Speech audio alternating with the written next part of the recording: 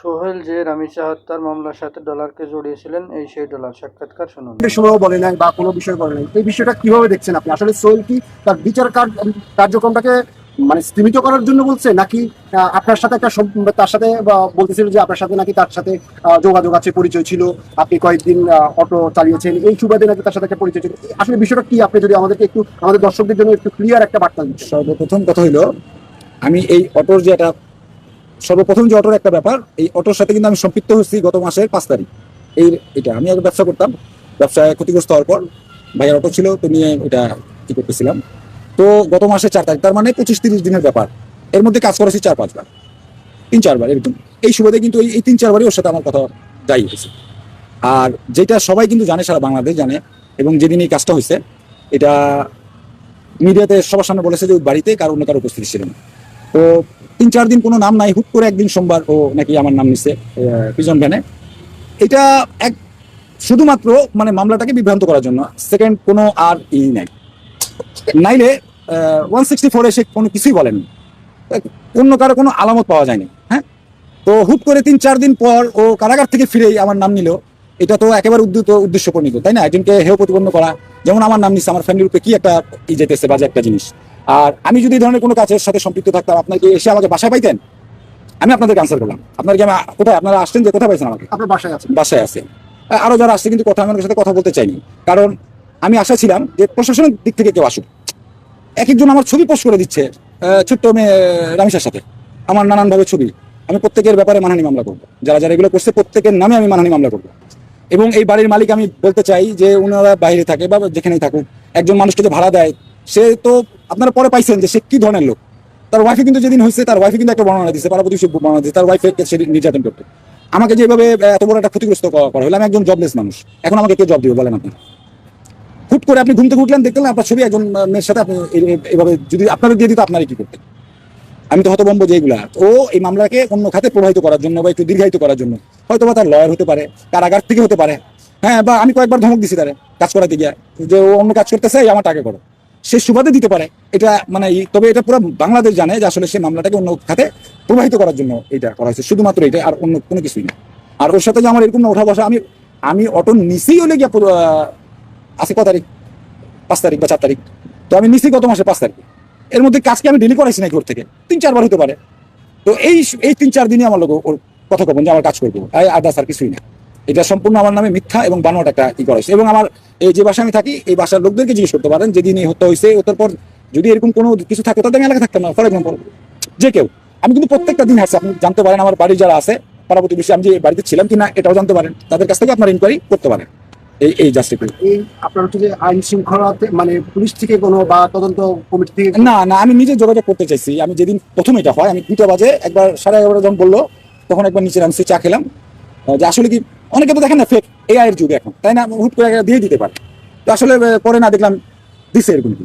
তো আমি আবার পরে বাসা আসলাম, ওয়াইফ জানে। পরে আবার 2টার দিকে বের হয়ে একজন লয়ারের সাক্ষাতের একজন, তার সাথে আমি কথা বলবো যে আসলে এইভাবে কি, এই পরিস্থিতিতে আমার কি করণীয় বা কি করা উচিত, যে দিছে তার নামে কি করবো বা আসলে কি। তো পরে যখন যোগাযোগ করতে চাইলাম অনেকের সাথে, যে সবাই একটা বুঝে নিত এই ধরনের সিচুয়েশন হলে কি হয়, যে এই তোমার ছবি দিছে, এই সেই নানান মানে ভাবে একটা তো আমি পরে বাসায় এসে ঠিক করে বাসায় চলে আসছি, আর কারোর সাথে কোনো যোগাযোগ করিনি।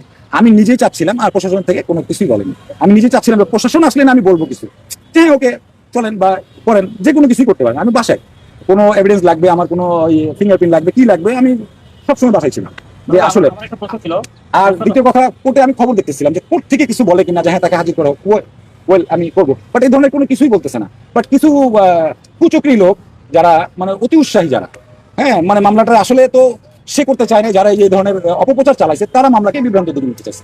কি মনে করেন আসলে এটা কি আপনার এখানকার স্থানীয় কোনো পূর্ব শত্রুতার জেরে এই ধরনের বিষয় আসতে পারে? আমরা আদম সন্তান, হ্যাঁ। তো আপনি জার্নালিস্ট, আপনার সাথে কি আপনার এলাকায় দু একজনের সাথে কোনোদিন তর্কাতর্কি হয়নি? হয়েছে কিনা? আপনি আনসার দেন। হয়েছে তো স্বাভাবিক, আমি এলাকার ছেলে, কোনোদিন না কোনোদিন হয়ে যেতেও পারে, ধমক দিতে পারি বা কথা বলতে পারি, যার গ্যারেজ। হ্যাঁ, তো একদিন দেখা গেলো যে আমি যাকে দিচ্ছি গাড়ি চালাতে, সে রাতে আসছে, বা আমি একদিন নিজে চালাচ্ছি, একটু লেট হয়ে গেছে, সেক্ষেত্রে ওর বাসা থেকে টাকা আমি চাবি খুলে খুঁজছি, সেটা তার ইগোতে লাগতেও পারে। বা ওই যে আমার গাড়ির কাজ করাইছি, আর গাড়ি কাজ করছে, ধমক দিয়ে উঠে নিয়েছে যে এটা আগে করে দেন, এগুলোও হতে পারে। বা তবে এগুলা এত ছোট ব্যাপার নিয়ে আমার মনে হয় না যে আমার নামটা এইভাবে সে বলবে। তো আমার যতদূর ধারণা, সে কারাগার থেকে কারাগার থেকে কেউ তাকে শিখিয়ে দিচ্ছে, নাহলে তার লয়ার তাকে শিখিয়ে দিচ্ছে। এছাড়া এত বড় একটা বিষয়ের সাথে হুট করে কোনো জানা নাই আমার ইনাইফাত করে একটা নাম নিয়ে নিবে, তো ওইখান থেকেই হতে পারে। আমার এটাই বেশি ডাউট। একটা বিষয় বলাবে, সেটা হচ্ছে যে ধরেন মানে এখানে আমরা কয়েকজনের সাথেও কথা বলছি বা যেভাবে শুনতে পাচ্ছি যে আসলে তার সাথে আপনার একটা যোগাযোগ পরিচয় ছিল। আপনি যেটা বলছিলেন যে আসলে কয়েকদিন গেছেন রিক্সা টিক্সা ঠিক করার জন্য, হয়তো এর বেশি না। আমি বলি। শেষ করে দিই, সেটা হচ্ছে যে ধরেন এমনও কথা আসছে যে আপনি, মানে আমার কাছে ফুটেজ আছে যে এমনও আসছে যে আপনি নাকি আগের দিন রাতে ওখানে ছিলেন। বিষয়টা আসলে কতটুকু?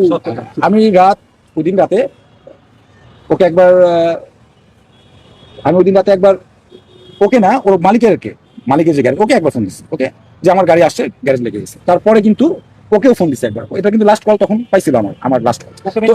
হ্যাঁ, ওকে কিন্তু কল দিছিলাম, বাট সে ধরেনি। ওকে, তো পরে আমি গাড়ি আরেক গ্যারেজে রাখছি। হ্যাঁ, মানে হচ্ছে গ্যারেজ লেগে গেছে এই জন্য। আর এর পরের থেকেই আর এই যে ওই কাজ ওর বাসায় আপনি কি কখনো গিয়েছেন? কখনোই না, ইম্পসিবল। ও কয়তলা থাকে বিলিভ আমি সেটাও জানি না, যে ওর কয় ফ্লোরে থাকে আমি সেটাও জানি না, যে কয় তালায় সে থাকে। আচ্ছা, আমরা এই এলাকায় শুধু আপনি একাই ডলার, জি। ডলার আরো আছে। জি। এখন আপনার ছবিটা কেন আসলে, এটা কি মনে করছেন? হ্যাঁ, এখন আমি এর জন্যই তো আমি মামলার সিদ্ধান্ত নিচ্ছি। এইভাবে বলেন যে এখানে তো ডলার আরো আছে। হ্যাঁ, না ওকে, আমি এটার সাথে একটু যোগ করি। যেহেতু আপনাকে নিয়ে এখন এলাকায় যে সমালোচনা আলোচনা, এটা হচ্ছে আপনার ছবিটা ব্যবহার করেন নিয়ে। ঘাতক যে সোহেল, সে তো পিজন ভ্যানে বসে বলছিল যে আপনারা ডলারকে ধরেন। সেক্ষেত্রে আপনি ডলার বা অন্য আরেকজন ডলার, মিলাদ ক্যাম্পের ডলার বা সিকিউরিটির ডলার এভাবে কিন্তু বলেন। বা অন্য তো সেক্ষেত্রে আপনি ডলার, এটা এলাকা আসলে কিভাবে চালাবেন? আসলে ওই যে আমার ছবিটা ইউজ করাতে এইভাবে ছড়াই গেছে। আচ্ছা, বলছে 2 লাখ টাকা দিছে, যার 2 লক্ষ টাকা আছে সে কি অটো নিয়ে বের হবে পেটের দায়ে বলেন? আবার এটা একটা কারণ বশত বলা যায়, কারণ হচ্ছে যে আপনারা এখানকার বাড়িওয়ালা, এখানে আপনাদের বাড়িও আছে বলা হচ্ছে, এবং আপনিও বলছেন যে আপনার স্থানীয়। এবার আমার কথা শোনেন, তো সেক্ষেত্রে আসলে আপনার 2 লাখ টাকা থাকতেও পারে। যার 2 লাখ টাকা থাকে সে অটো নিয়ে বের হয় একজন স্থানীয় মানুষ। আপনার কি তাই মনে হয়? আপনি একজন জার্নালিস্ট হয়ে